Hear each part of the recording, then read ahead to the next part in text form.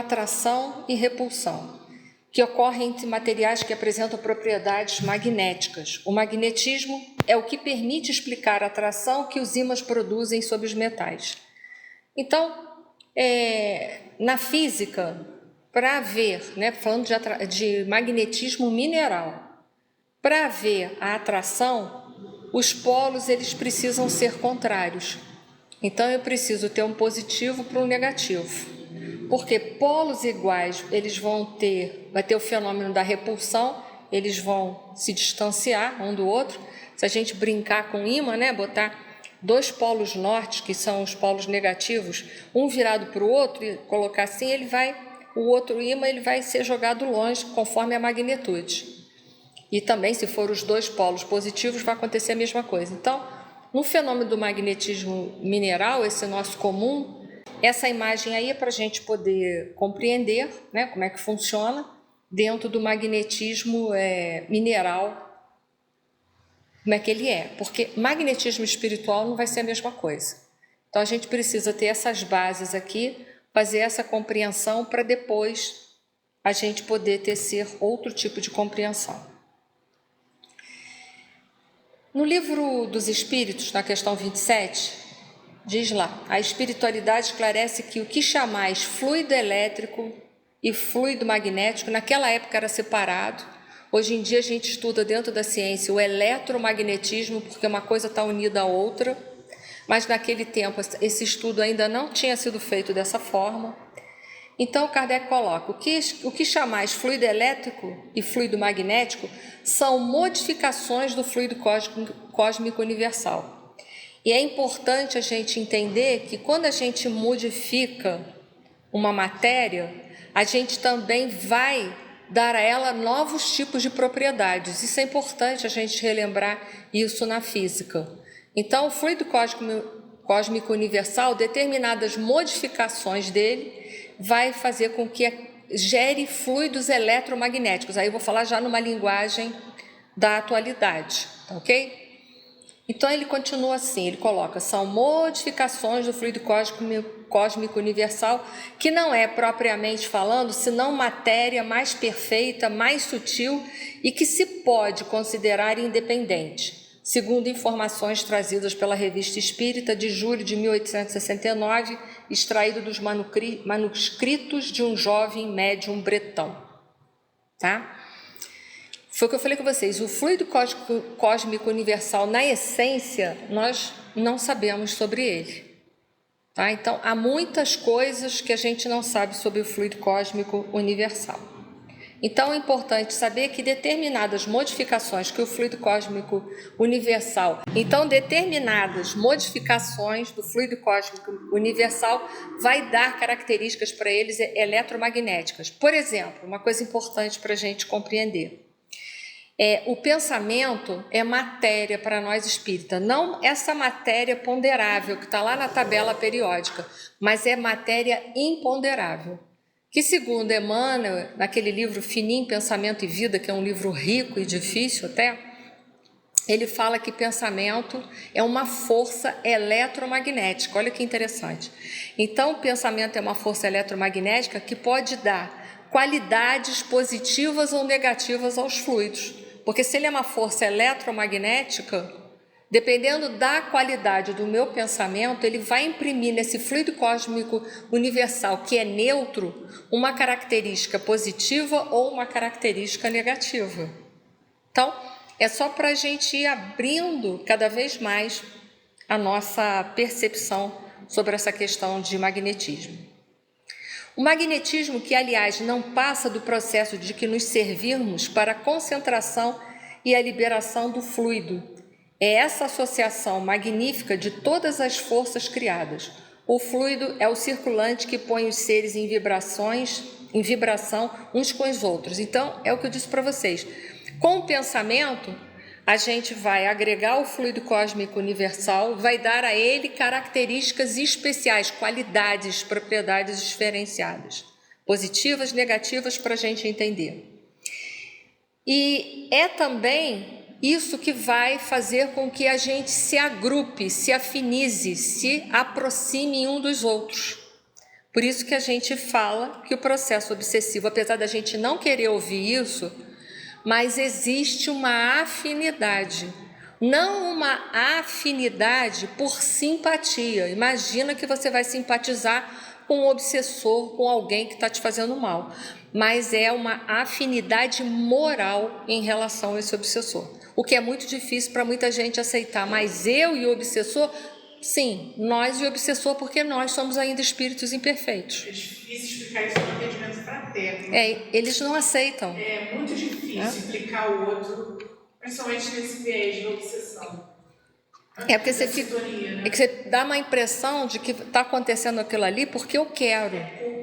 Né? Mas não é porque quer, é porque existe algo no inconsciente, uma culpa, que não foi elaborada e que está fazendo aquela atração. Então não é porque eu voluntariamente eu quero a presença do meu obsessor, mas porque existe algo em mim que chama-se culpa, que está inconsciente, que tem uma polarização, que faz sintonia com o obsessor, e que se eu não trabalhar aquilo ali eu não desvinculo. Então, as pessoas não conseguem entender isso, que dá uma impressão de que é uma coisa voluntária.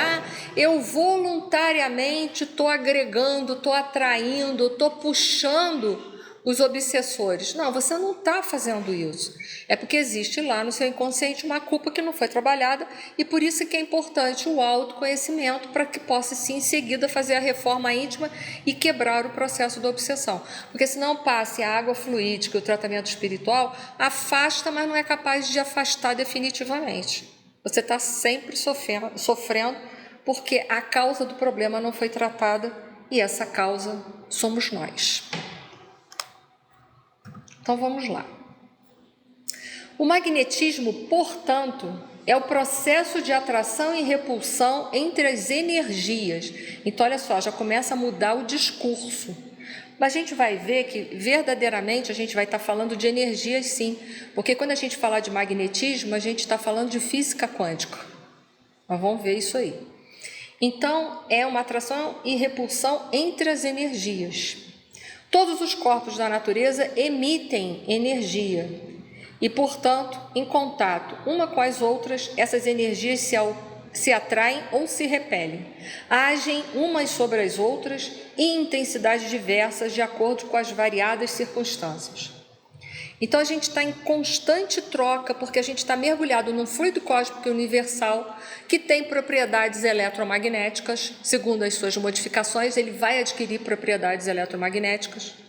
E é por isso que a gente vem já falando em algumas aulas sobre a questão da guerra, das guerras que são feitas em diversos países por aí. Cuidado para a gente não se imantar, se afinizar com essa violência, com esse orgulho, porque as guerras são frutos do orgulho e do egoísmo. E a gente, sem querer, e às vezes a gente começa a tomar partido em guerras. Já falei para vocês que partido, se fosse bom, era inteiro. Então, começa a tomar partido das guerras, mas para ter guerra tem que ter dois povos bélicos, não tem? Quer ver um exemplo? Tem como cessar uma guerra, um conflito? Tem. Lembra do Gandhi, quando ele salvou a Índia? Ele tomava porretada dos policiais ingleses, eles apanhavam, silenciavam e não revidavam. Ele libertou a Índia pela não violência. Há essa possibilidade, só que educacionalmente nós não, se é que educacionalmente existe essa palavra, né? Mas a gente não está preparado para esse processo, a gente não recebeu essa educação. Então a gente bate e revide, a gente bate ou revida fisicamente ou revida por palavras, mas a gente foi criado para revidar. Então a gente está dentro de um circuito fechado, mas existe como quebrar isso. Um exemplo clássico, eu gosto de dar o Gandhi, porque é pertinho, é logo no século passado, para a gente olhar para trás e ver que teve um homem capaz de libertar um país de uma opressão de um povo que é altamente arrogante, com todo respeito, mas são. E ele venceu isso. Então não é algo que é inexorável, é algo que pode ser trabalhado. No livro Consolador de Emmanuel, questão 26, é feita a seguinte pergunta para ele: ante os princípios da física, como poderemos compreender o magnetismo e quais essas características no intercâmbio entre encarnados e desencarnados? Boa pergunta, né? Ele faz um monte de perguntas dentro de uma só, né? Como a gente entende o magnetismo e qual a característica do intercâmbio entre os encarnados e desencarnados. O magnetismo é um fenômeno da vida, porque é um fenômeno da física, a gente estudou isso na escola, isso é um fenômeno. Por constituir manifestação natural em todos os seres, todos nós temos um campo de vibração. Se a ciência do mundo já atingiu o campo de equações notáveis nas experiências relativas ao assunto, provando a generalidade e a delicadeza dos fenômenos magnéticos, deveis compreender que as exteriorizações dessa natureza nas relações entre os dois mundos são sempre mais elevadas e sutis, em virtude de serem aí uma expressão da vida superior. Então, se essa força ela existe no mundo material, mas ela existe também em relação ao mundo espiritual. É mais sutil e difícil da gente perceber, mas existe essa influenciação. Tem uma pergunta do Livro dos Espíritos, que eu acho que é a 459, que eles perguntam assim, pode pegar, por favor. Influem os espíritos em nossa vida? Kardec perguntou isso no século XIX, a 459, Simone. Será que os espíritos influenciam a nossa vida? Se tudo na vida é magnético, vai. Os espíritos influem em nossos pensamentos e em nossos atos muito mais do que imaginais, pois frequentemente são eles que nos dirigem. Então, muito mais do que a gente imagina, frequentemente eles nos dirigem. Por quê? Porque a gente acha que está emitindo pensamentos, como ninguém está vendo no mundo carnal, está tudo certo. Então eu posso pensar bem ou mal, ninguém vai saber. Ninguém, entre aspas, ninguém encarnado, pode ser que não, né? Mas desencarnado vai perceber rapidamente. E ela pensa mal do fulano, né? Então não é bem assim.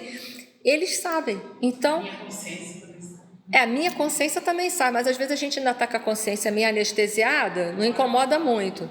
Mas achar que os espíritos não sabem é uma outra questão muito séria. Então, conclusão, esse intercâmbio é muito mais o sutil e muito mais ostensivo.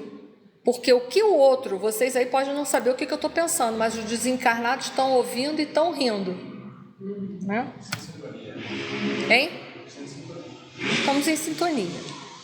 Leon Denis, no livro Depois da Morte, fala assim: a ação dos fluidos sobre o corpo humano é considerável. Aí o Leon Denis já está falando da ação dos fluidos em cima desse corpo de matéria, da instituição física. Né?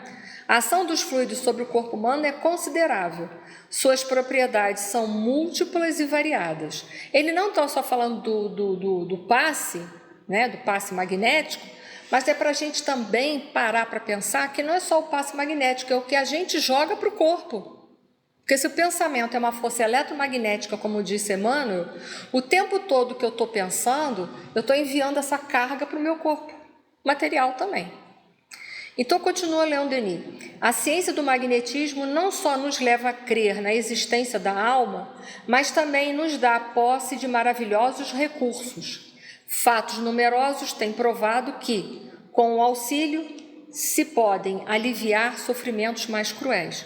Então, já se conhecia naquela época por Mesmer o magnetismo, né? Porque o Mesmer usava para curar o magnetismo, ele usava o magnetismo para curar. Mas, dentro do espiritismo, se descobriu mais coisa, mas sobre o magnetismo humano também. E aí o quanto que o magnetismo humano poderia auxiliar nos processos de cura.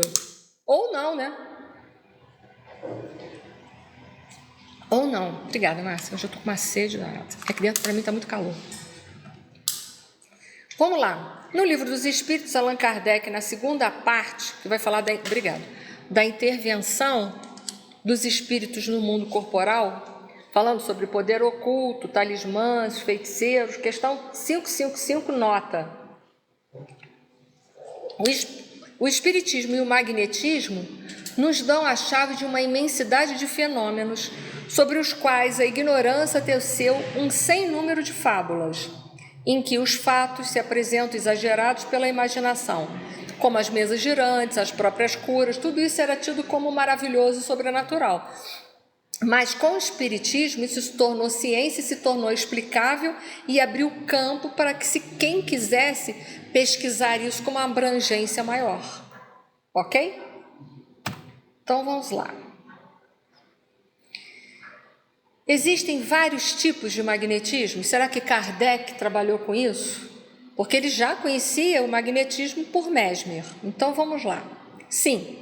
Na Revista Espírita de janeiro de 1864, um artigo intitulado Os Médiuns Curadores, temos a seguinte informação: há vários gêneros de magnetismo, em cujo número está o magnetismo animal e o magnetismo espiritual. Então, veja bem, além do mineral que já é estudado pela nossa ciência, né, que são da nossa tabela periódica, né, dos elementos que podem ser magnetizados ou que magnetizam, a gente sabe também que agora existe o magnetismo animal e o magnetismo espiritual. E foi em cima desse que Kardec foi tecendo maiores informações. E aí ele continua, que conforme a ocorrência pode pedir apoio ao primeiro, ao animal, né? Um outro gênero de magnetismo muito mais poderoso ainda é a prece, que uma alma pode desinteressada dirigir a Deus. Que uma alma pura e desinteressada dirige a Deus. A gente sabe que a prece que a gente emite, ela se propaga pelo fluido cósmico universal, porque ela, do nosso pensamento, ela vai se propagar através do fluido cósmico universal, e que, portanto, não tem barreira para a prece chegar. Se eu quiser orar para uma pessoa que está lá na China, 24 horas de diferença, tranquilo. A gente não tem notícia, mas se quisesse orar para alguém em Marte, Júpiter, Saturno, sei lá o que, também pode, né? Então, assim, o que eu quero dizer é que não tem essa barreira física, porque a gente está mergulhado dentro de um fluido que vai levar essa onda, que vai propagar essa onda para distâncias imensas. Mas então, vamos ver como é que será que isso funciona. No livro Os Mensageiros, capítulo 25, vai falar um pouquinho de prece, um trechinho aí que eu tirei. Com relação à prece, o instrutor Aniceto esclarece que o trabalho da prece é mais importante do que se possa imaginar no ciclo dos encarnados. Não há prece sem resposta. E a oração, filha do amor, não é apenas súplica. É comunhão entre o Criador e a criatura, constituindo assim o mais poderoso influxo magnético que conhecemos. É interessante a gente ver que quando a prece ela é tratada especificamente na terceira parte do Livro dos Espíritos, que vai trabalhar com as leis morais, na lei de adoração. A lei de adoração existe não porque Deus é egóico e quer ser bajulado. A lei de adoração existe porque nós temos que fazer a comunhão com o Pai. É por isso, né? Porque Deus já está com a gente 24 horas. É uma necessidade nossa e não de Deus. Deus não precisa nem um pouquinho de nada disso. É bom a gente estabelecer isso, que tem gente que acha que rezar para Deus, orar para Deus, está fazendo um favor para Ele. Mas, né, isso é uma cultura, né? Estou orando porque eu sou temente a Deus. Porque teme, né? Tem aquela ideia de um Deus antropomórfico que vai vingar. Então, se eu não orar, lá vai que ele bota o pé, eu caio na rua, lá vai que me acontece alguma coisa, então eu vou orar para aplacar a fúria dele. Eu massageando o ego dele, fica tudo certo. Mas Deus não é egóico. Então, a prece não é para isso, a prece é para a gente se ligar com o Pai. E quando a gente consegue essa ligação, a gente consegue vibrar dentro de um padrão melhor, porque a gente está dentro das leis, a gente está fluindo na direção das leis de Deus. Então, ela vai ter um influxo magnético imenso. Mas, em geral, a gente fica assim, a gente está rezando lá, digamos, Pai Nosso que está no céu, e pensando, amanhã de manhã eu tenho que trocar a roupa da cama, santificado seja o vosso nome, eu não posso esquecer que na hora do almoço eu tenho que, né? É a prece, né? É a prece com prece, do amigo da luz, né? Essa é outra, é uma outra. Mas, enfim... Aí a gente está assim, então que prece é essa? É uma prece que só sai da boca, mas ela não está envolvida em emoção em lugar nenhum. Né? Você está fazendo a prece, mas pensando numa porção de coisas que você tem que equacionar amanhã, depois de amanhã, sei lá que hora. Não é essa prece. É a prece que você está se conectando com o Criador, você está esquecendo do resto. Essa prece tem um influxo magnético de verdade. Num livro muito interessante do André Luiz, chamado Mecanismos da Mediunidade, capítulo 4, vai falar sobre a matéria mental. Olha que interessante. Então, a mente é matéria e é na mente que vai se produzir o quê? Os pensamentos. Só que a matéria é sutil, não é a matéria que está lá na tabela periódica, é uma matéria quintessenciada, derivada do fluido cósmico universal, mas é imponderável, ok? Porque eu já tive uma perguntinha engraçadinha dos meus alunos, eu não sei se era das obras de André Luiz, que me falaram assim: eu provo para você, Eni, que o pensamento tem a velocidade e é quantificado. Eu falei assim: aonde? Ele estava medindo, né? Ele estava vendo a capacidade dos neurônios levarem resposta, velocidade neuronal. Eu não estou falando isso, é o produto final. Eu estou falando do pensamento. O pensamento não é um subproduto do cérebro. O pensamento está além, ele estava falando do cérebro, né? Mas eu me deparo com essas perguntinhas de vez em quando, eles não são moles. Então, assim, nós não estamos falando do cérebro, o cérebro é um instrumento do espírito, que é um instrumento da mente. Então, nós não podemos, porque se eu pensei, né, meu neurônio levou não sei quantos segundos para acontecer, não é que aquilo ali é a velocidade do pensamento, aquilo é a velocidade da célula neuronal, que por mais rápido que ela seja, ela não chega assim nem no dedinho mindinho da velocidade do pensamento, que é superior à velocidade da luz, segundo os espíritos nos informam. Então, assim, há de entender que uma coisa é uma coisa, outra coisa é outra coisa. O que a gente está falando aqui, essa matéria mental, é uma matéria que não é ponderável. Nós não estamos falando de corpo físico, de nada disso. Nós estamos falando de outra coisa, de matéria que está fora do corpo físico, daqueles campos energéticos que envolvem o espírito em si. Então, em dado momento desse capítulo 4, que o André Luiz está falando sobre matéria mental, tem um trecho que fala assim: nos estados de atenção ou tensão pacífica, em virtude de reflexão ou oração natural, o campo dos pensamentos exprimir-se-á em ondas de comprimento médio ou de aquisição de experiência por parte da alma, correspondendo à produção de luz interior. Ou seja, no momento em que a gente está numa prece natural, nem aquela prece totalmente, mas uma prece feita com decência, mas não tão profunda, a gente faz uma agitação nos elétrons, mas nos elétrons do campo mental, que vai infundir essa vibração no campo físico, tá? A gente consegue fazer uma agitação tão grande nos elétrons do campo mental, da matéria mental, tá? Que ela passa a mudar de estado, porque é assim também na física aqui nossa. Quando a gente agita muito os elétrons de uma matéria, ele muda de estado. Vamos supor, se eu pegar essa água aqui agora, botar dentro, que essa água está no meu copo, botar dentro de uma chaleira, ligar o fogo a 100 graus, o que vai acontecer quando chegar a 100 graus a água? Ligar o fogo, quando a temperatura chegar a 100 graus, o que vai acontecer com a água? Vai ferver e vai começar a evaporar. Vai ferver e vai entrar em estado de vapor. Então, ela vai mudar de estado, não vai? A mesma coisa vai acontecer lá nos elétrons desse campo mental. Quando eu estou num estado de prece bem significativo, eu agito tanto os meus elétrons que eu mudo o estado. Olha que interessante. Esse estado vai apresentar-se no meu corpo espiritual. Ele vai ser projetado esse estado. É por isso que a gente vê nas obras de André Luiz, quando aqueles mentores fazem prece, não diz que começa a emitir uma luz, uns é verde, outro é azul, outro é não sei o quê, não tem isso? Então, porque a agitação dos elétrons do corpo perispiritual fica tão significativo que ele passa a emitir luz. Ele muda de estado, faz uma mudança de estado. Então, a gente fica pensando assim, vamos trazer essa informação agora para o corpo físico. Imagina, se eu consigo todo dia fazer uma prece dessa, eu vou mudar de estado o meu perispírito, que por conseguinte vai se projetar aonde? No meu corpo físico. Vai melhorar a minha saúde? Então a gente tem tudo, a faca e o queijo na mão, mas a gente fica pedindo aí, reza por mim, Márcia, reza por mim. Não que não é válido, né? Quando a gente está mal tem que pedir mesmo. Mas assim, a gente tem todo o poder de conseguir uma melhora, mas a gente fica protelando. Então eu trouxe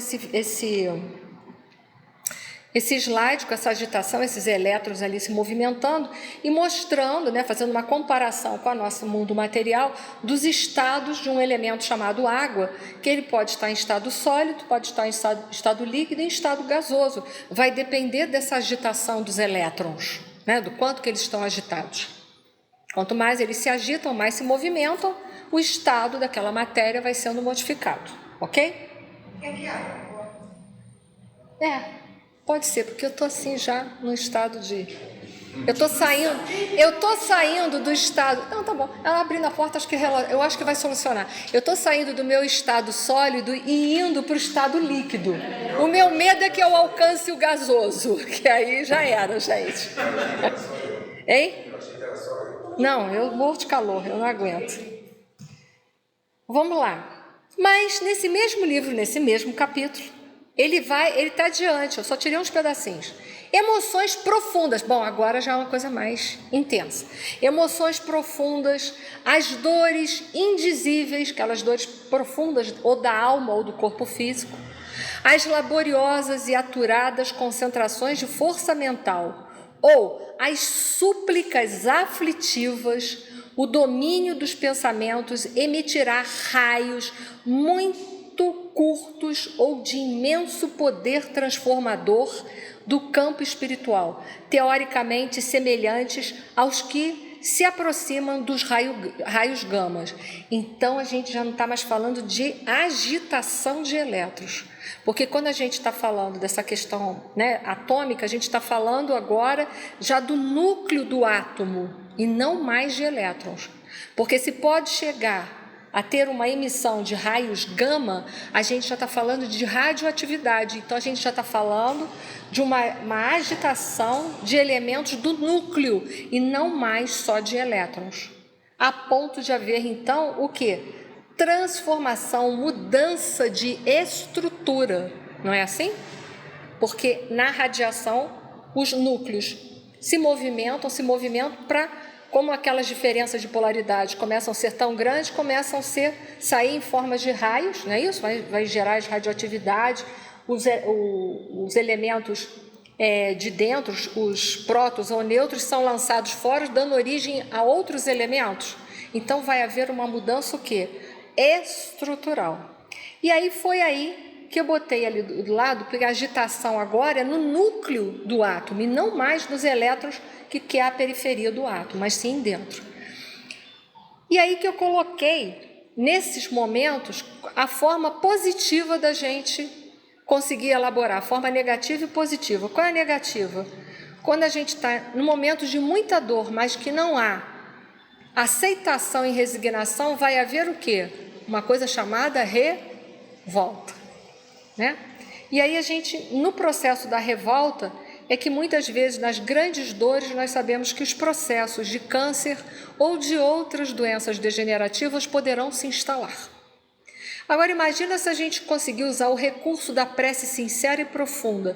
Eu posso ser capaz de transformar uma célula doente numa célula sadia. Isso a gente vai ver um pouquinho mais. Para quem já viu cura, né, lá no livro A Gênese, não fala que o que é a cura? É a substituição, Kardec fala isso, de uma molécula, olha aí, de uma molécula doente, malsã, por uma molécula o quê? Sã. Como é que se faz essa substituição?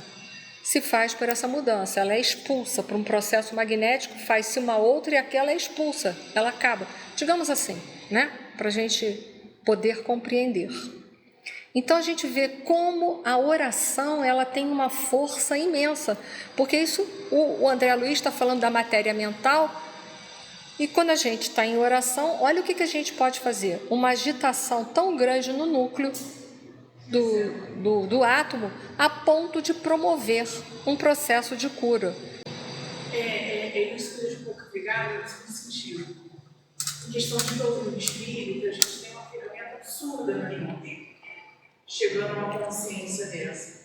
Não há tratamento físico ou espiritual que substitua o processo de autocura. Não existe. Nem o tratamento fluídico. Nem o tratamento fluídico. De tratamento espiritual, no caso. Né? Isso. A gente tem que trazer essa lucidez. Nem isso. Porque eu não derrogo as leis. Eu não posso te curar. Só posso se você já estiver no processo próximo. Como Jesus não curou todos. Os que já estavam próximos de uma mudança, ele pôde operar a cura. E aqueles, então, que deram o seguimento ficaram. Os que não, voltaram a adoecer. Então, é isso que a gente precisa compreender, que tudo isso ajuda e que a gente deve usar. Deve usar, né? Mas a nossa responsabilidade de ter essa clareza e passar minimamente essa clareza para aquele que tem a condição de absorver também. Pela busca, até pela própria busca. Pela busca, né? Que nem todo mundo está preparado, mas é fato. Exatamente, né? Pela própria busca. Essa responsabilidade de cura e doença é nossa. É um binômio nosso. Cura e doença é nosso. Nós que promovemos as nossas enfermidades e nós é que podemos nos curar. É uma outra coisa difícil, às vezes, para uma pessoa ouvir, mas eu quis ter câncer? Conscientemente, não. Conscientemente, ninguém quer ter câncer. Mas quantas coisas estão mal elaboradas dentro de mim e eu estou tão afastada de mim mesma que a doença precisa me visitar para eu me aproximar de mim mesma. É isso que as pessoas muitas vezes não compreendem. É uma coisa louca a questão da psicossomática. Você olha a repercussão física, você identifica um conflito, até usando subsidiariamente a medicina chinesa, né, pelos órgãos, mas você não chega a essa conclusão dessa transformação celular. Não, porque pelo meu próprio magnetismo. Não. Pela vibração. Porque você diz a pessoa de fora, o terapeuta, no caso? De uma forma geral, qualquer tipo de ciência, né? Não tem como. Pula as etapas. Ninguém cura ninguém, nenhum terapeuta cura ninguém. Né? A gente leva ele a um processo de cura, que se ele pegar, pegou, se ele não pegar, não pegou. A própria medicina chinesa, a energia, você vai ajudar a mobilizar um fluxo de energia que você consegue manter, às vezes, com o tempo na agulha, coisa e tal, mas se o paciente ele não muda de padrão, novamente aquele padrão patológico energético volta a circular de novo. Então, é isso que fica intrincado, né? Para muita gente, né? Essa coisa. Então, ninguém cura ninguém, não se deve ter terapias? Não, tem que ter. Porque essas terapias, todas elas, a psicoterapia, as terapias energéticas, a própria medicina em si, há tempo para a gente se sensibilizar. Mas a maioria das pessoas estão esperando uma cura externa. Elas não querem se movimentar, né? Muito tempo, assim, quando um médico deu uma cura dessa, ele não deu uma explicação, né? Ele pode até dar uma explicação, ele pode até ter uma explicação. Por exemplo, aconteceu esse mecanismo, aconteceu aquele outro mecanismo. Mas, assim, por que não funciona com todo mundo? Então, assim, agora... Né? Essa é a explicação que não se tem, que deveria. Pela lógica de um processo, né, dentro de uma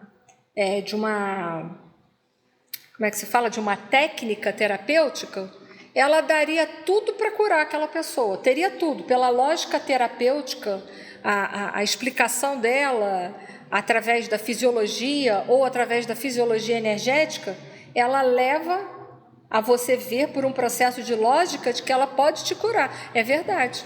Mas por que muita gente não se cura? Porque atrás daquelas muitas coisas existem karmas, que a gente não pode deixar de levar em consideração e que muita gente não aceita, mesmo espírita sendo. Eu tenho karma, mas quem sabe, né? Deus dormiu, eu posso burlar as leis. É mais ou menos assim, né? Karma é karma, então alguns processos você vai passar mesmo, né? E tem outros processos que, se você usar essa potencial todo que o André Luiz deu aqui, que eu li, que se você usar processo de cura, de mudança, de autoconhecimento e reforma íntima, você poderá alcançar o processo da cura, sim. Sim. Mas, de qualquer forma, a cura total, de verdade, só tem uma pessoa, um agente que pode ir na cura total e manter ele curado para sempre. Somos nós mesmos. O resto é tudo terapia que vai te ajudar, mas não vai solucionar. Por isso Jung falava que a ajuda vem de fora e a solução vem de dentro. Não tem como. Você pode fazer o que você quiser, você vai usar o melhor magnetizador da casa, o médio de cura, bam. Você não derroga a lei de Deus, não derroga. E você não faz pelo outro aquilo que é dele para fazer. A gente não pode evoluir por ninguém. Se fosse assim, as mães evoluiriam para os seus filhos e não deixavam eles nem terem gripe. Então vamos lá, vamos ver mais à frente. Esse caso aqui é um caso de possessão. Essa palavra possessão dá pano para manga. Pano para manga. No livro dos médiuns você vai ouvir... Tá na Revista Espírita, tá depois no livro A Gênese.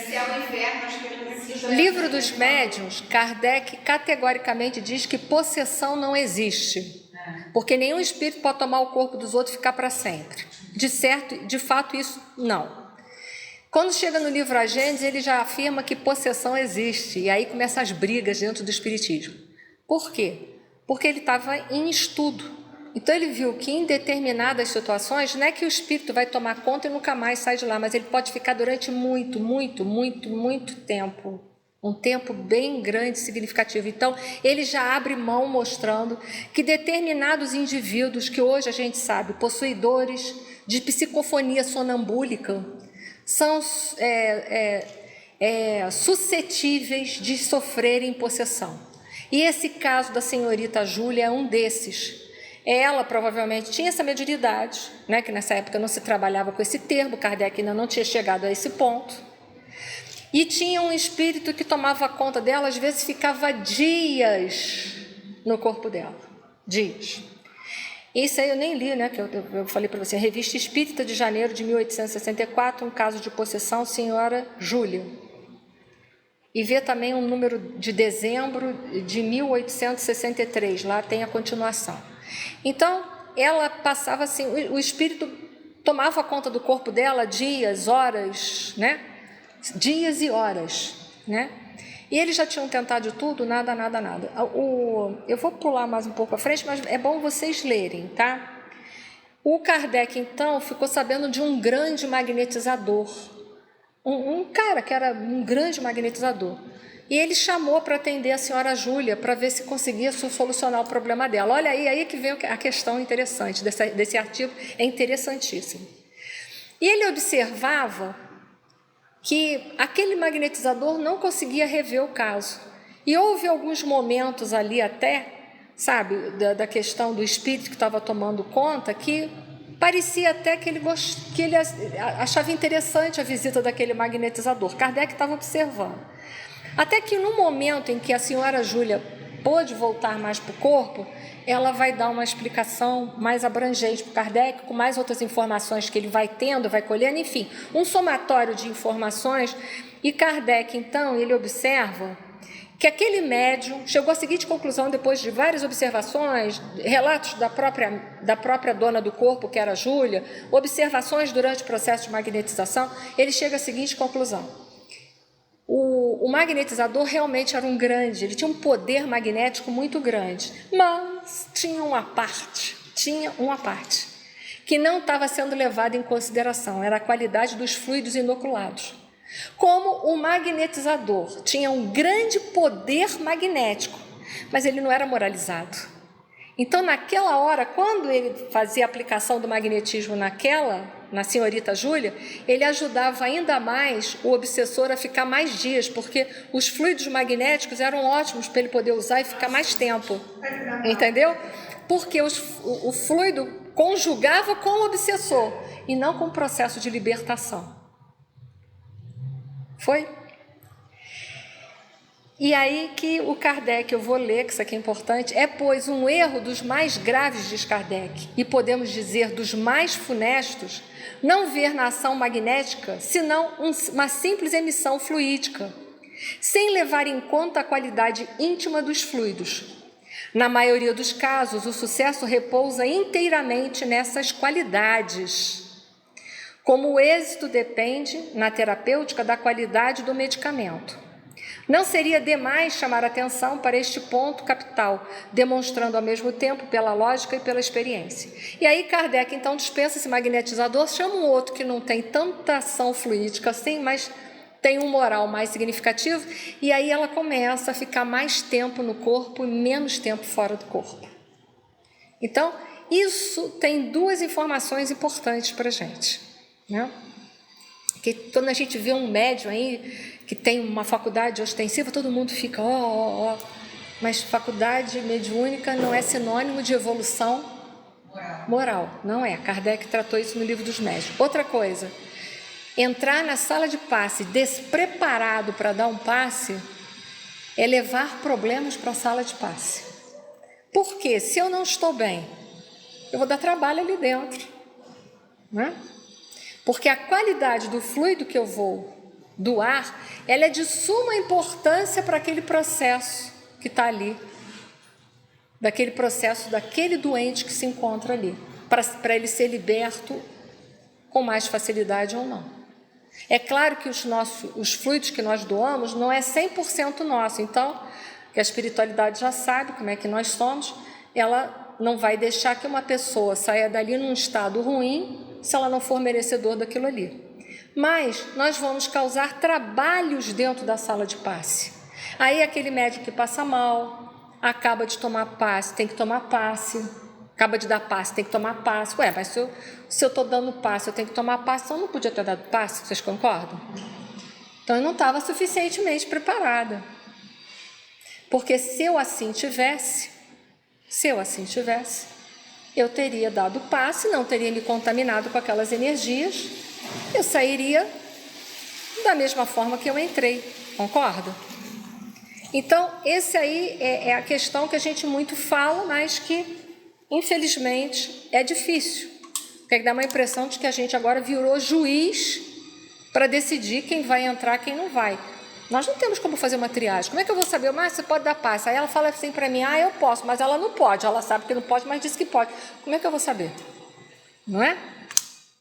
Quem tem que ser juiz nessa hora? É a pessoa com relação a ela mesma. Então é difícil, né? Trabalhar com essas questões. Eu mesmo já passei por situações aqui de gente que chega na casa dizendo que não estava bem, que não teve uma semana bem, que veio para a reunião, que não estava bem, depois entrou para dar passe. Já estava bem? Será que deu tempo para tanto? Talvez estava bem para si próprio, mas não para fazer doação, né? Ficou bem, se libertou, mas agora está em processo de reequilíbrio, né? Então, essas coisas que a gente precisa entender, tá vendo? O estudo ele é importante para isso, não é só para a gente intelectualizar. Intelectualizar é pouco, né? A gente tem que usar para se moralizar também, intelectualizar e se moralizar. É para essas coisas, né? Kardec chegou a essa conclusão nesse caso muito grave de possessão da senhora Júlia, que era, naquela época não se sabia, mas era um caso de mediunidade psicofônica sonambúlica, e ela tinha uma facilidade muito grande de sair do corpo e ela ficava joguete. Então agora ela precisava, né, se recuperar. E o outro médium, o outro magnetizador, então, deu mais conta dela, ela estava já começando a se recuperar. Mas ainda há muito tempo saindo do corpo e não voltando. No livro A Gênese, capítulo 14, item 33, Kardec informa os tipos de ação magnética. Do próprio magnetizador, a gente doa nosso. Do fluido dos espíritos, os espíritos também têm os fluidos magnéticos espirituais. Ali dentro na câmara de passe é o terceiro, são os fluidos mistos, né? São aqueles fluidos que parte deles é nossa e parte é dos espíritos. É uma mistura, é o que se dá dentro da câmara de passe numa casa espírita, tá? Então, a gente vai vendo que aqui há uma mistura. E ainda nesse artigo a gente vai ver que no magnetismo espiritual, porque a gente eu não estou lendo, mas vocês vão poder acessar as fontes de informação. O magnetismo espiritual, a força de atração se dá através de polaridades iguais e repulsão de polaridades diferentes. Opa, mudou. É aí que chama atenção, tá vendo? Isso tudo está lá, né? Capítulo 14, olha só o que Kardec fala quando fala das qualidades dos fluidos. Os fluidos se combinam pela semelhança de suas naturezas. Então, eles se atraem. Os dessemelhantes se repelem. Há incompatibilidade entre os bons e os maus fluidos, como entre o óleo e a água. Diferente do magnetismo mineral, porque no magnetismo mineral, polo positivo atrai com negativo. E no espiritual, positivo com positivo, negativo com negativo. Opa, muda tudo, tá vendo? Vai mudar. É até mais lógico, né? É até mais lógico. Mas é interessante que isso está lá no livro, né? Será que a gente já tinha parado para pensar nisso? E pensado em relação à nossa vida? Pode falar, Simão. Não estou pensando. Em relação à nossa vida, à nossa saúde, em relação ao processo de obsessão, em relação aos mecanismos da mediunidade. Será que a gente já tinha parado para pensar nisso? Né? Porque tudo vai mudar. Daqui para frente muda. Então, aquele caso, se eu estou acompanhada de obsessores, existe alguma coisa dentro de mim que está muito lá no interior, mas que precisa se moralizar. Por quê? Porque eu estou atraindo obsessor. Porque não há como fazer essa sintonia se não tiver nada sintonizando, se não tiver nada que justifique a sintonia. E é aí que a gente vai estar lutando com as questões.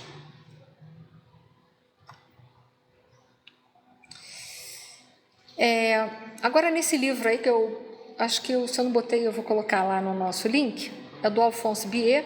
Alphonse Biet é um contemporâneo de Kardec que trabalhou muito com magnetismo. Ele vai falar nas suas obras, eu não vou ler isso tudo, tá? Porque eu acho que não compete. Ele vai falar de um magnetismo mineral, de um vegetal e de um humano. Olha que interessante. Então, Alphonse Biet também já falava sobre isso, nessa obra Magnetismo Curador, volume 1. Eu vou deixar lá no nosso link do Google Drive, tá? Para quem quiser ter as obras, tá bom?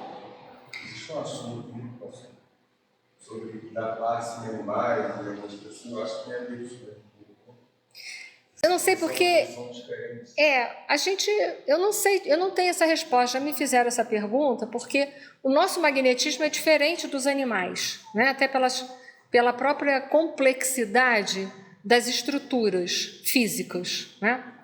Então fica aquela briga se a gente pode dar passe no animal, se a gente não mataria o animal, se não mataria. Me parece que tem centros fazendo isso. E me parece que os cachorros, os gatos e sei lá quem não têm morrido, né? Então é um caso a estudar. Já aconteceu comigo. Já deu um passe no cachorro? Mas morreu o bicho? Então deu certo. Né? Até hoje não, né? Tá lá. Então, assim, não se sabe como é que é isso daí. Sabe que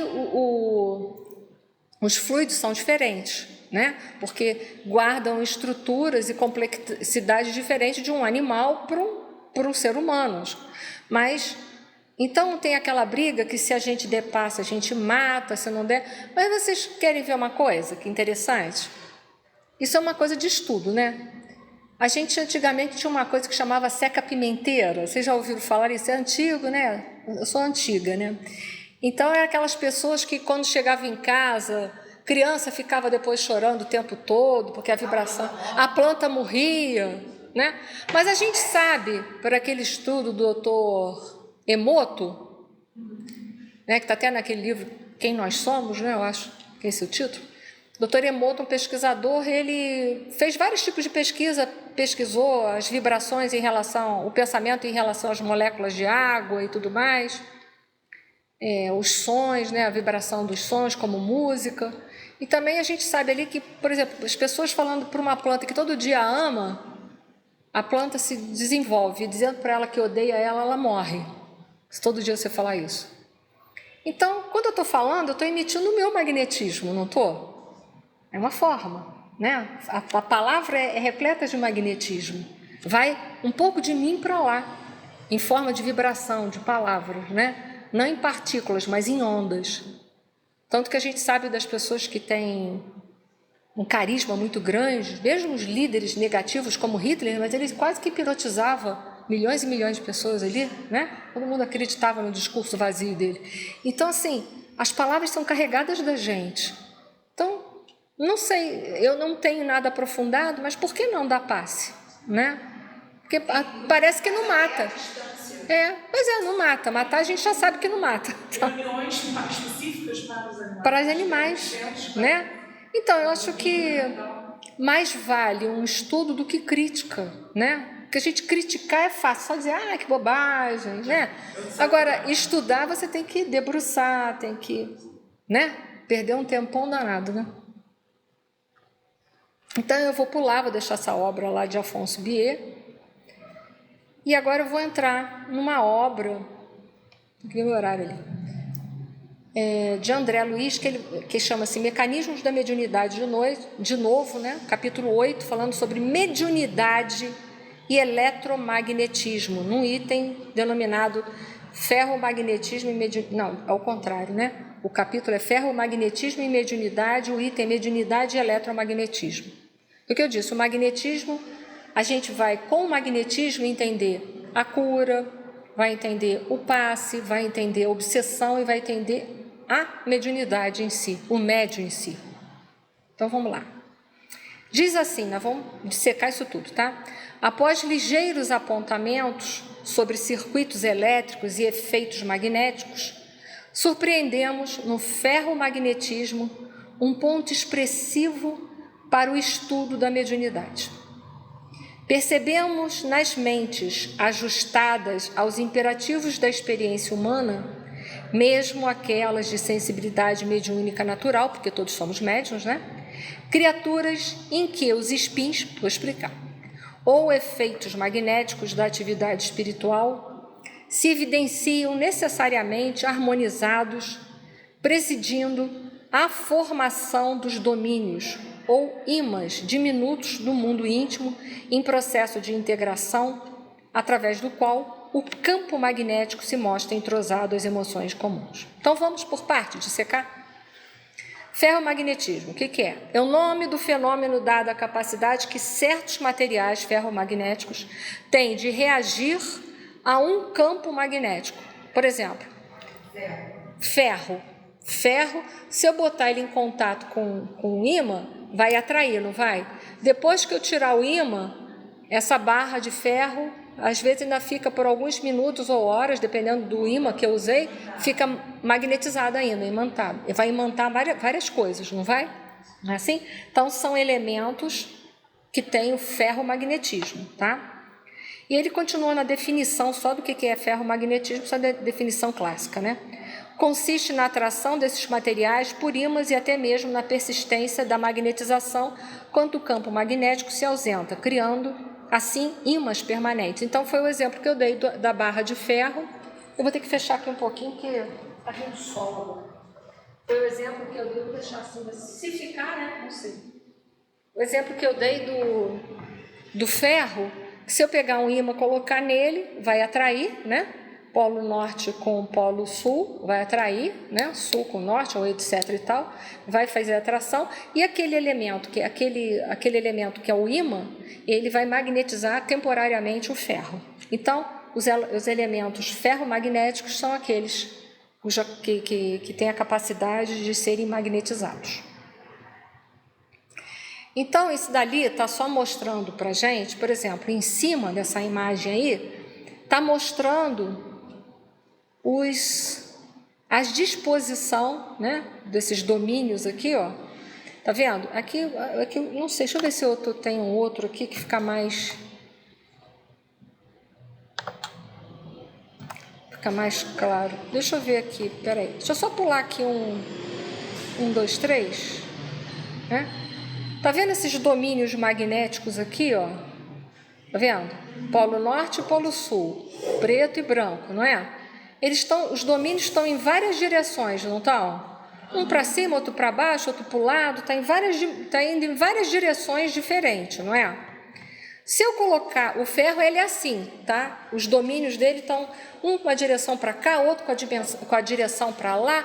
Eles têm os dois polos, mas os polos estão dirigindo para lá, o outro para cá, o outro não sei o que, tudo bagunçado. Se eu colocar um ímã nele, o que vai acontecer? Todos os domínios vão ser alinhados numa mesma direção, norte e sul. Vai ficar tudo alinhadinho. E às vezes, dependendo do ímã que eu coloquei ali, ele vai ficar magnetizado e com todos os seus domínios direcionados por hora e horas e horas. Foi? Isso é importante entender, para que daqui a pouco eu vou falar da mediunidade, tá bom? Então, o que ele está falando aqui? Que, vou voltar de novo ao texto dele, tá? Os espinhos são isso daí. É que aqui... Quer caneta ali? Ah, não trouxe minha. Não tem problema. Não, Mas tem aquela caneta de cima da mesa, serve? acho que não. Não, então deixa. Vamos imaginar... Meu... Sério? Esqueci as minhas. Tem como trazer para cá, para a gente só fazer? Me ajuda aí, gente. Vamos parar, dar uma pausa? Para lá, para cá. Então vamos lá, vamos imaginar agora, não sei se a minha coisa pegou, se não pegou, pegasse. Vamos lá. Vou imaginar aqui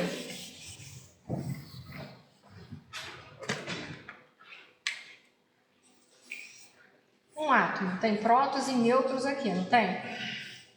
Aqui do lado de fora ele tem o quê? Elétrons, não é? Carga negativa. Então vou pegar esse elétron e vou trazer ele para cá, tá bom? Vamos imaginar que os elétrons fossem pequenos ímãs, tá? Polo norte, polo sul, tá? Vamos imaginar. Num elemento que é um ímã, todos eles têm a angulação e a diferença sempre do mesmo lado. Então, sempre para o mesmo lado, sempre da mesma maneira. Toda a disposição deles vão ser assim, organizado, ó. Tudo vai ser organizado assim. Ok? Nessa direção, ó, para a gente entender. Ó. A barra de ferro está magnetizada, vai estar tudo desse direitinho. Tudo assim, tá? A disposição rodando sempre para o mesmo lado, a mesma angulação, tudo para o mesmo ponto. Isso são chamados os spins, ok? Essa angulação e essa rotação chama-se spin. Isso aqui, o ângulo dele e a rotação chama spin, só para a gente entender isso. Foi? Isso é o básico.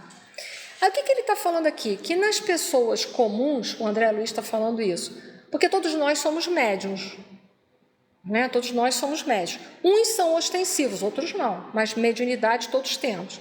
Nas pessoas comuns, esses elementos, né? Nós vamos ser barra de ferro em potencial nas pessoas comuns. Então, posso apagar aqui? Vamos imaginar. Vocês viram ali a barra de ferro? Eu vou fazer assim, os desenhos assim, tá? Peraí, vou explicar. Isso aqui são domínios. Uns espinhos estão para cá, outros espinhos estão para cá, não está magnetizado, tá? Outro está para cá, outro, sei lá, está para lá, outro está assim, outro está assado, outro está para cá, não é? Está tudo desorganizado, né? Isso aqui é um ferro. Então, se eu encostar um ímã aqui, ó, vou pegar um ímã, eu encostar, o que vai acontecer com a barrinha de ferro? Vai todo mundo ficar na mesma direção.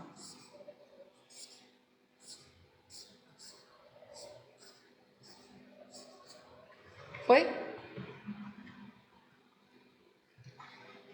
Nas pessoas comuns, tá? Essa desorganização não é tão significante assim, para a gente entender, tá? Eu vou chegar lá. Não é tão significante. Então, não são pessoas, a disposição desses elétrons é um pouco diferente, então não sofre tanta atração de campo magnético. Não sofre tanto. Sofre, mas pouco, diminuto. A atração é diminuta. Vamos avançar? Pode? Deixa eu ver se está aqui. Isso. Chegamos lá. O que é o spin? Vou ler e vou falar de novo, tá bom? O spin é uma propriedade fundamental das partículas subatômicas, como os elétrons, como eu coloquei ali, tá? Quando combinado com um momento angular que essas partículas possuem ao redor do átomo, o spin é responsável pelas propriedades magnéticas da matéria. Aí eu vou explicar esses desenhos aí. Onde que eu parei? A matéria, isso. A interação entre o spin e o momento angular é o que faz surgir o magnetismo da matéria. Portanto, o spin dos elétrons combinados com seu momento angular é essencial para entendermos o magnetismo na matéria e as propriedades magnéticas dos átomos e moléculas. É uma das fascinantes características do mundo quântico que desafia a nossa intuição, baseada na física clássica. Então, nesse primeiro desenho ali, vocês estão vendo?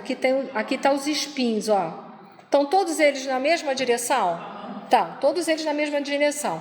Isso é o ferromagnetismo, mas é um elemento que está magnetizado, é um ímã permanente. Ele vive assim, desse jeito, então ele é um ímã permanente. Foi? No antiferromagnético, por exemplo, num metal que é antiferromagnético, num elemento, numa matéria antiferromagnética, se eu colocar um metal, a disposição desses montes de spins, eles não vão mudar muito, entendeu? Eles quase não vão sofrer ação, eles não vão sair muito do lugar. Eles vão ser pouco reativos ao magnetismo externo.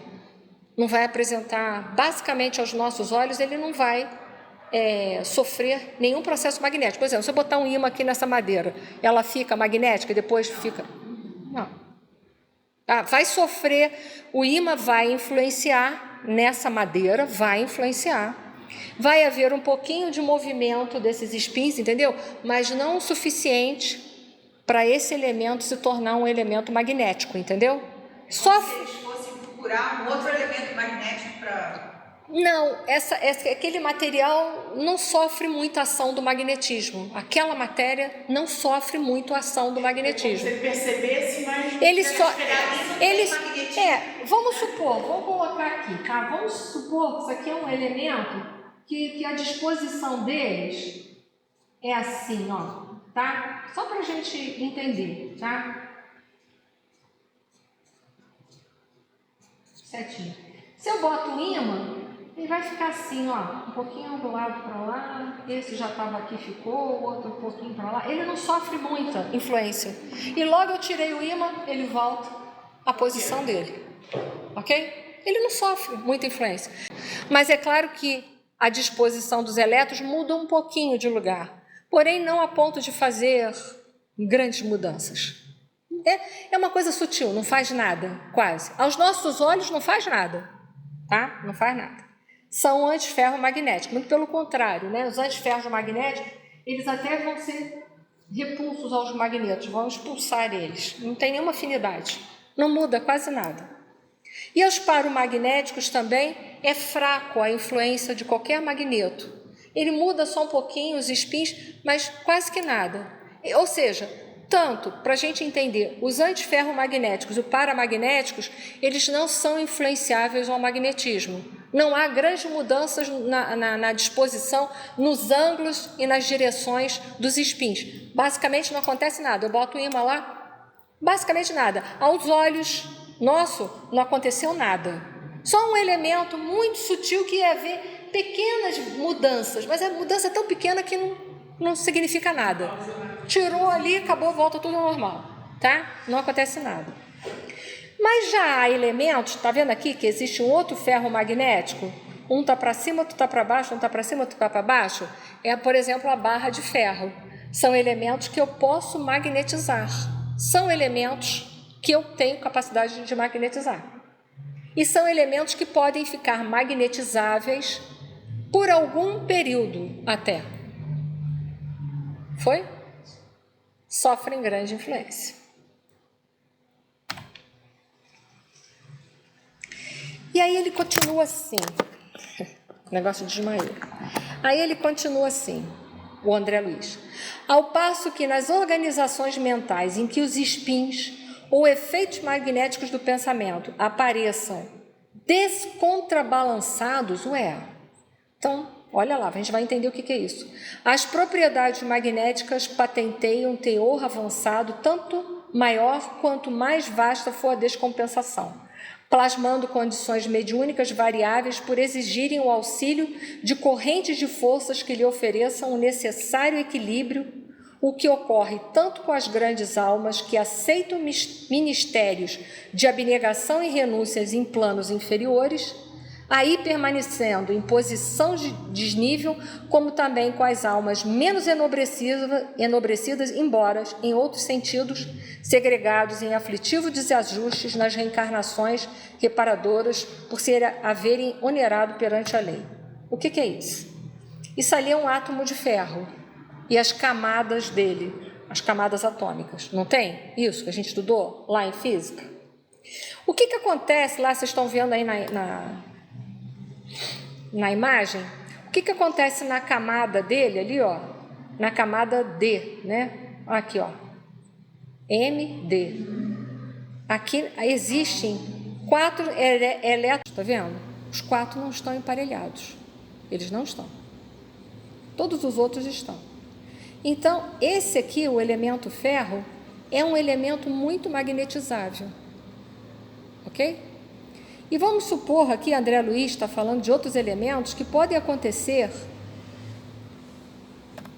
Vou só voltar atrás. Descontrabalançado. O que é essa falta, esse descontrabalançados? É isso daqui, ó. Numa dessas camadas, os elétrons, 4 elétrons não estão emparelhados, estão desemparelhados, um de um jeito, outro do outro. Então, são, como o elemento ferro, muito magnetizável. Se mais camadas, é a suposição do André Luiz, tivesse descontrabalançada, estou me fazendo entender até agora? Sim ou não? Estou? Vamos supor, não? Olha só, a que está descontrabalançada, eu vou passar o molde, essa daqui. Todas as outras está 3 por 3, 1 por 1, 3 por 3, não está? Essa está 5 por 1. Se tivesse mais alguma aqui camada descontrabalançada, mais magnetizável era esse elemento, mais ele era suscetível de ser magnetizado. Quanto mais descontrabalançado. Balançado é quando está igual, mas ele não está igual, tá vendo? Essa camada aqui Quanto mais desequilibrado, mais fácil ser influenciado? é. Quanto mais desequilibrado, mais magnetizável é. Foi ou não, Márcia? Entendeu? Essas camadas aqui, isso aqui eu estou dando um exemplo. Isso aí é física. Isso é só para física, para a gente entender a questão da mediunidade. Aqui nós vamos ter, ó, vou passar o mouse, 5 por 1, não vou? Todo mundo está 3 por 1, 1 por 1, poderia estar 2 por 2, entendeu? Poderia estar 1 por 1, 3 por 3, 5 por 5. ele magnetizado, iam estar todos. Se ele não fosse magnetizável, estava tudo igual. Aí ele não era um elemento que seria magnetizável. É a mesa. É a madeira. O bulbo seria um ali. Não tá magnetizável. O ferro, você tem um desequilíbrio ali. Tem um desequilíbrio nas camadas. Tem 4 elétrons que não estão emparelhados. Não tem correspondente. Não tem correspondente. Mas o ferro é magnetizado. Então, por isso daí, o ferro é. Então, ele está dizendo que o ferro é, por isso que ele é. Mas André Luiz está dizendo, agora ele está levando isso para o campo da mediunidade. Imagina um elemento cujas camadas, tem mais camadas, o ferro só tem aquela, não é? 5 por 1, não é isso? 5 por 1. Imagina que eu tivesse um outro elemento que tivesse mais 5 por 1, mais 5 por 1, 3 por 1, sei lá, e aí fosse descontrabalançado, mais camada descontrabalançada, porque isso aqui mais magnetismo. Cada vez mais. isso daqui é um desequilíbrio, um descontrabalanço, por isso que permite ser magnetizado, entendeu? Se eu tivesse mais camadas assim, suscetíveis, mais suscetível era de ser magnetizado. Foi? Então, ele diz que os médios ostensivos são assim. Eu, na minha cabeça, ele sempre alinhado é que seria o magnetizado. Alinhado, sim, porque aí agora a gente está falando do alinhamento, sim, é magnetizado, tá? Isso aqui está magnetizado. Esse daqui é passível de ser magnetizado. É passível de ser. Passível de ser. Tá. Isso aqui é o ferro, é passível de ser. E se eu botar o ímã aqui, ele vai ficar assim, ó. Tá? Então, tu imagina, se dentro dessas camadas ali dos elétrons, porque tem várias camadas, não tem? Ó, aqui tem elétrons, né? Aqui, por exemplo, eu tenho nessa camada 3 por 1, não é isso que ele está ali? 3 por 3, desculpa. 3 por 3. Então, tem 3. Nessa daqui de fora, ele já diz que não tem. É 4 por 1. Não, 5 por 1, desculpa. Perdão. Tem 5 por 1. Tem camadas que estão fora. As camadas estão fora. Se a camada estiver fora, os elementos estiverem fora do equilíbrio, ele chama isso de desbalançado. Né? É essa a palavra que ele chama? Descontrabalançados. Quanto mais descontrabalançado, mais magnetizável é, mais sofre influência. O médio ostensivo, quanto mais ostensivo ele é, mais suscetível ele é, mais descontrabalançado. Hã? Tá vendo? Aí eu trouxe ali, ó, os domínios do ferro quando estão totalmente desorganizados, ó, né? Isso aqui é o ferro, é uma substância que tem 2 polos dentro, né? Dos seus elétrons, né? Aqui existem as 2 polaridades e ele é um elemento que, se for submetido a um ímã, ele vai ficar todo emparelhado. Ele vai se magnetizar. Ele vai se magnetizar. Mas nós não estamos falando dessas camadinhas aqui, porque o desenho aqui é uma coisa, aqui é outra, tá? Aqui são as camadas que estão ao redor do núcleo do átomo de ferro, tá? As camadas energéticas estão descontrabalançadas dos elétrons. E aí ele diz, quanto mais... Aí já é palavra do André Luiz, que ele diz assim: ao passo que nas organizações mentais e que os spins ou efeitos magnéticos do pensamento aparecem descontrabalançados, mais suscetíveis de serem magnetizados, como o ferro, ele está descontrabalançado numa das camadas dele, por isso que ele é suscetível de ser magnetizado. As propriedades magnéticas patenteiam um teor avançado tanto maior quanto mais vasta a descompensação. Quanto mais a descompensação, mais ostensivo é aquele médio. Foi? Vamos... Isso a questão é física mesmo, né? Porque a mediunidade está radicada no organismo. Então, olha lá, médios ostensivos. O campo magnético... não ostensivos, o campo magnético é reduzido. Então, não é bem assim, não. Não, aqui não é questão de evolução, não. É só de constituição mediúnica. Porque ele fala que há almas nobres que também desejam reencarnar em situações de abnegação. Olha que ele coloca aqui, ó. Cristo é um absurdamente médico. Seria, né? Mas deixa eu ver aqui, ó. Quer ver? Olha só. As forças oferecem o necessário equilíbrio, o que ocorre tanto nas grandes almas que aceitam ministérios de abnegação e renúncia em planos inferiores, aí permanecendo em posição de desnível, como também com as almas menos enobrecidas, embora em outro sentido. Foi? Então, os médiuns não ostensivos, os campos magnéticos são reduzidos. Ele não é tão suscetível a ser influenciado por fora. Ele não é tão suscetível, mas porque todos nós temos algum tipo de mediunidade. Por isso a questão 459. Pequeno número de spins dos elétrons mentais desemparelhados. Então, poucos têm as camadas atômicas ali desemparelhadas. Tem poucas camadas atômicas desemparelhadas. Então, ele não é muito... Ele é suscetível, mas não muito. Agora, olha lá os ostensivos. Estão fritos.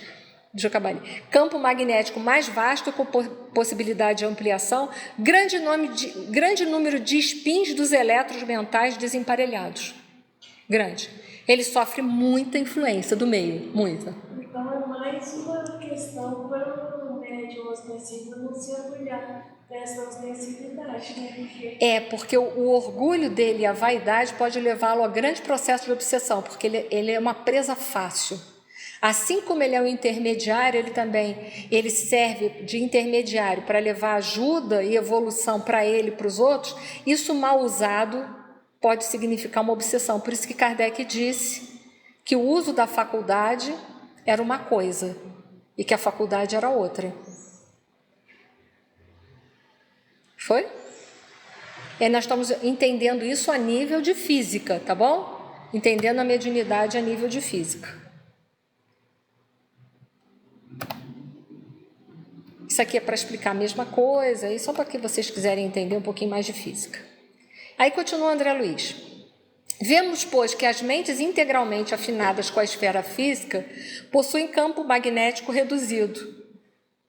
Então, são aquelas que não têm muito contato com o mundo espiritual. Esse contato é mais reduzido porque a mediunidade não é tão ostensiva. Nem com o médium, que nem piscou, já está sintonizado, né? Essa sintonia é um pouco menor. Ao passo que aquelas situadas em condições anômalas, que são os médiuns, guardam consigo o campo magnético mais vasto, com possibilidade de ampliação, seja nas atividades que se relacionam com o exercício do bem ou naquelas que se reportam à prática do mal. Por quê? Se ele está desequilibrado, ele é um imã andando, não é? Se ele está desequilibrado, o que ele vai atrair? Todas as porcarias que tem no ambiente. Vai limpando, literalmente. Por isso, o que Emmanuel pediu para Chico Xavier? Disciplina, disciplina e disciplina. Em que sentido o ferromagnetismo nos ajuda a compreender a mediunidade? O ferromagnetismo é propriedade inerente às substâncias que têm elevada permeabilidade magnética, como o ferro, o níquel, o cobalto e várias ligas, e que pode ser observada pela forte atração entre dois corpos que a possuem. Ora, nas mentes ajustadas nos imperativos de experiência humana, mesmo nasquelas de sensibilidade mediúnica normal, vai haver uma afinidade. Mas e nos médiuns? Esse campo de percepção é muito maior, é muito maior. Então, ele tem que tomar cuidado com aquilo que ele vai sintonizar. Deduz daí que o campo magnético é reduzido nas mentes afinadas com a esfera física, nas mentes integralmente afinadas com a matéria física, sim. Esse campo, né, esse ferromagnetismo, esse campo magnético é menos significativo, então ele fica menos suscetível às influências espirituais e a do meio. A capacidade de sintonia ou mediunidade é peculiar a todas as criaturas? Sim. Mas aí que a gente vai ver ali a diferença do médium ostensivo para o médium não ostensivo. O médium ostensivo, o campo dele de percepção, o campo magnético, ele é muito mais suscetível, é muito maior do que aquele cuja mediunidade não é ostensiva. Mas essa pergunta primeira me deixou agora confusa. Deduz-se daí que o campo magnético é reduzido nas mentes afinadas com a esfera física, mas a gente não vê, assim, vários casos, inclusive André Luiz, sobre médiums que faliram exatamente por conta desse apego à questão física, à matéria, ao mundo material em si, não tão... Sim, mas aí é o magnetismo mal usado. Você volta e se apega às regiões da matéria. Aqui o que ele está querendo dizer é diferente. Mentes integralmente afinadas com a esfera física. Ela está mais ligada com o mundo material do que com o mundo espiritual. Porque ela não veio para ser médium ostensivo. A mediunidade dela é natural, é dela. É a mediunidade de todos. É a média natural de todos. É a média de todos, tá? E não a questão de estar mais apegado à matéria ou menos apegado à matéria. Significa que a sintonia dele está mais para esse plano. Ele não faz sintonia tão facilmente com as esferas espirituais, a não ser na hora do sono, na hora da prece. Não é como o médium que está 24 horas exposto. O médium ostensivo é 24 horas exposto. Por quê? Não tem um botão que fala assim, agora desliguei a mediunidade, beleza, vou dormir. Não tem isso. Ele constitucionalmente, o físico dele já é preparado para isso daí. A própria disposição física dos elementos dele físicos já estão todos preparados para isso daí. Viu que é dureza, né? Não tem como fugir, tá? Então esse negócio assim, não quero mexer com a minha mediunidade, beleza, mas não vai deixar de ser médium por causa disso. Eu escutava essa menina. Adolescente, frequenta até a cidade aqui. Ela não tem como desligar isso, não? Não tem, não. Tem uns 15 dias. Pode aguentar, porque não tem, não. Tem, não. Então, em resumo, né? A mediunidade é um estado de descompensação vibratória, seja de teor purgativo ou de elevada situação. Aqueles que vierem em missão, né, vão usar como um Chico Xavier. Aí não é um teor purgativo, mas ele veio com uma missão de alavancar, de ajudar outro. Mas ele vem já com o físico todo preparadinho, tudo certinho. Perispírito, ó, é o perispírito, é o corpo físico, tudo preparadinho para ser um elemento magnetizável. Então, já era, assinou o contrato, perdeu. Para terminar, eu gostaria de ler isso aqui, tá? Segundo André Luiz, a mediunidade ostensiva no ser humano é decorrência das propriedades ferromagnéticas do corpo espiritual, conjugado com o corpo físico, né? Mas do corpo espiritual principalmente. Assim, o médium ostensivo possui no seu perispírito propriedades similares às do ferro. Ou seja, os átomos que constituem o corpo espiritual do médium ostensivo possuem 4 elétrons desemparelhados nas suas últimas camadas. De modo que, embora o momento magnético efetivo do médium ostensivo seja nulo devido à distribuição aleatória dos domínios magnéticos atômicos, o médium é extremamente sensível à presença de um campo magnético externo. Então, apareceu um obsessor, um campo magnético assim, ele desperta. Apareceu um bom espírito, né? Ele está suscetível. Onde eu parei?